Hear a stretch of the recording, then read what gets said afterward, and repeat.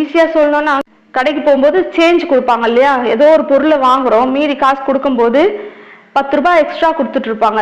அது கடைக்காருக்கு தெரியாமே கொடுத்துருப்பாங்க. நம்ம எண்ணி பார்ப்போம் 10 ரூபாய் எக்ஸ்ட்ரா இருக்கேன்ட்டு. ஆனா நம்ம என்ன யோசிப்போம், கடைக்காரர் தெரியாம கொடுக்குறாரு, நைஸா எடுத்துன்னு போயிடலாம் அப்படின்னு சொல்லி பிசாசானவன் இருதயத்துல பேசுவான். ஆனா நாம என்ன செய்யணும், இல்ல இல்ல இந்த 10 ரூபாய் எனக்கு, நான் அவரை ஏமாத்தி எனக்கு இந்த 10 ரூபாய் வேணான்னு சொல்லி அந்த 10 ரூபாவை அவர்கிட்டே கொடுத்துடணும். இந்தாங்க 10 ரூபாய் அதிகமா எனக்கு கொடுத்துட்டீங்க அப்படின்னு சொல்லி அவர்கிட்ட திருப்பி கொடுத்தீங்கன்னா பிசாசானவன் வெக்கப்பட்டு போவான், கிறிஸ்து மகிமைப்படுவார், தேவன் மகிமைப்படுவார்.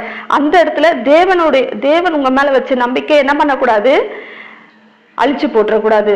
யாரும் பார்க்கல எடுத்துன்னு போயிடலாம் அப்படின்னு சொல்லி நம்ம நினைச்சோம்னா நம்மளை பத்தி தேவன் இடத்துல என்ன சொல்லுவான் பிசாசானவன், பாத்தீங்களா உங்க பிள்ளைன்னு சொல்லி ரொம்ப பாசமா வளர்த்தீங்க, அவன் என்ன வேலை பண்ணான் பாத்தீங்களா அப்படின்னு சொல்லி நம்மளை குற்றப்படுத்துவான் தேவன் இடத்துல.